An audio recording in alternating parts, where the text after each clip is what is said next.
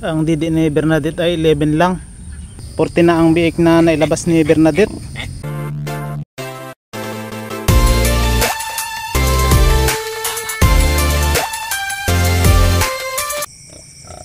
Mayroon din tayong mga anak na baboy dito.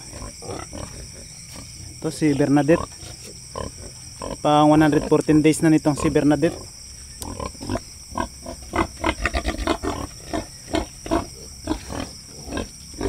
Bernadette. Si Max galit. Mga anak na ikaw.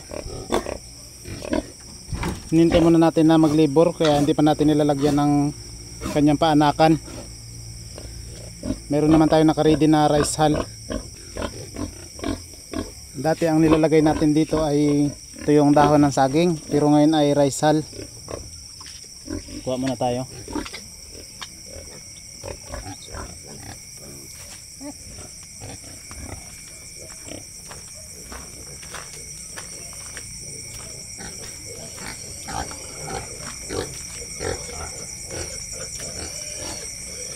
Ito ang rice hull na naitabi natin. Mga 2 sako lang ating ilalagay sa kay Bernadette.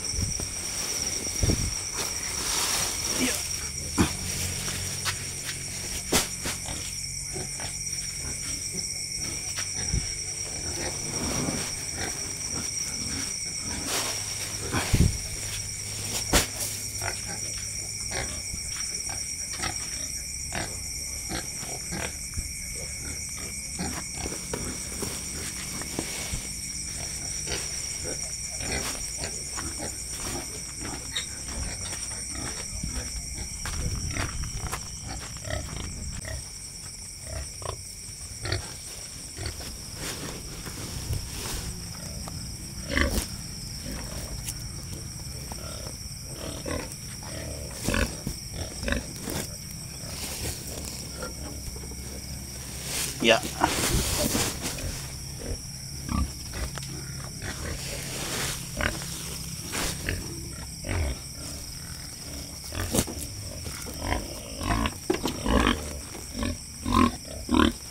Max, ano ba yan? Ingay-ingay mo, Max. Lagyan ko lang naman si Bernadette eh. Yeah.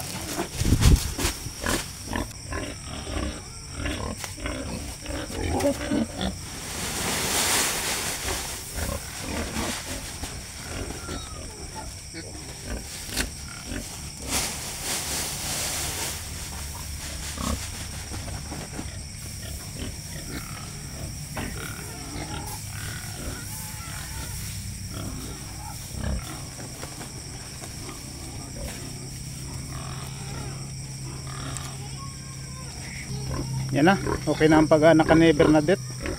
Hintayin lang natin na lumabas ang kanyang anak.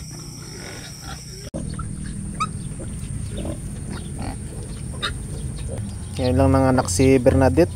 Alas 12:30 na ng hapon. Malulusog naman ang kanyang biik. Pero 5 pa lang ang naiilabas.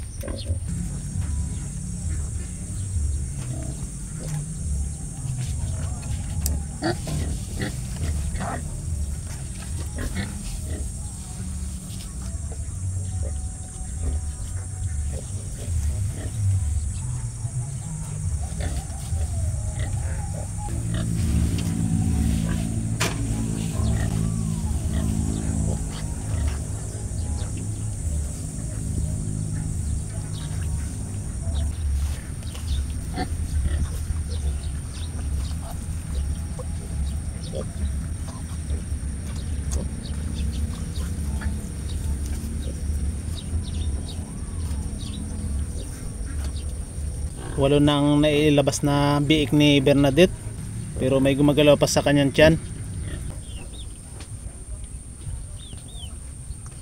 May lumabas ulit.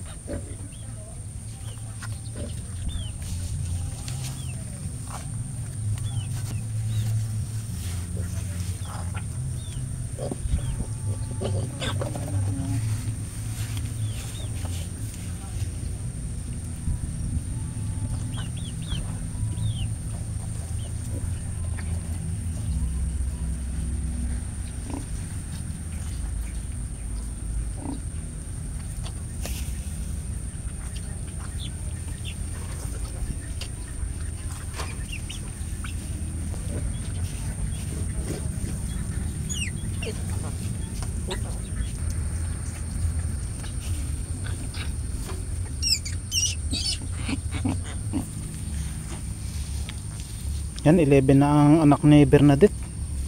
Okay na yan, Bernadette. Tama na yan. Tama na, Bernadette. Okay na, 11 na yung anak mo. Ito yung huling lumabas.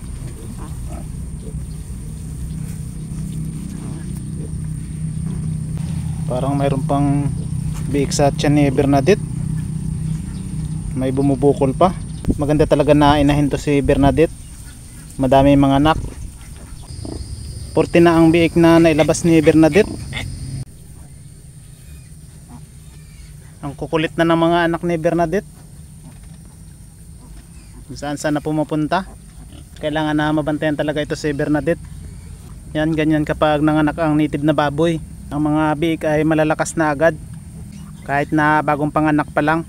At ang babantayan natin dyan kapag hihiga itong inahing baboy para maiwasan na madaganan ang biik. Hindi pa tayo nakakahiwalay ng biik na papadidiin natin sa biberon dahil inoobserbahan pa natin kung sino yung malakas dumidi. Sa lahat ng mga inahing baboy natin, itong si Bernadette ang maraming magbigay ng biik. Dahil nung huling anak niya ay 14 din ang ibinigay niya na biik. Bago pa nun ay nanganak din ito ng 13 na biik. Pero hindi halata sa kanyang pagbubuntis dahil maliit lang ang kanyang tiyan habang nagbubuntis siya. Pero ang didi niya lang ay 11 lang. Itong mga anak ni Bernadette ay mayroon na tayong buyer. Mayroon nang pumunta dito para bilhin ang anak ni Bernadette. Pero wala pang advance. Maghihintay lang tayo ng 1 to 2 weeks.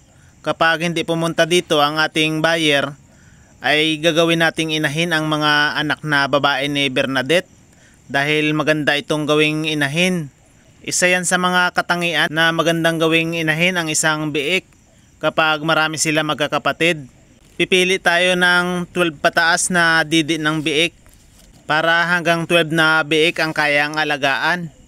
Kung sumobra man ay tayo na mag-aalaga, papadidiin na natin. Mas upgraded na rin itong mga anak ni Bernadette dahil itong si Bernadette ay may lahi na. Ang ginagawa pala natin para mas dumami pa ang aanakin na biik ng ating alagang inahin na baboy, hindi natin pinapataba itong ating mga inahin. At pagkatapos nitong bulugan, hindi natin pinapakain. Kinabukasan na papakainin. Pero kaunti lang ang binibigay natin na pagkain. Nasa isang takal lang ng ating takalan ng pagkain ng mga baboy. Tapos pagka pangatlong araw, bago natin ito dadagdagan. Pero hindi natin siya pinapabusog talaga. Hanggang umabot ng 2 months. Kapag 2 months na at hindi na naglandi ang ating alagang baboy, doon na tayo nagdadagdag ng pagkain niya. I-maintain na natin yun hanggang 100 days. At sa 101 days niya, nagbibigay na tayo ng lactating at dinadagdagan pa natin ang pagkain hanggang 108 days. Kapag 109 days ay magbabawas na tayo hanggang sa malapit na siyang manganak. Sa araw naman ng manganganak na siya, hindi na tayo nagpapakain dahil mahihirapan ang ating alagang inahing baboy kapag nanganak siya ng busog. Ganyan lang ang paraan na ating ginagawa dito sa ating mga inahing baboy. O paano mga kamangyan, hanggang dito na lang muna ang ating video. Maraming salamat sa panonood mga kamangyan. Happy farming. Bye bye.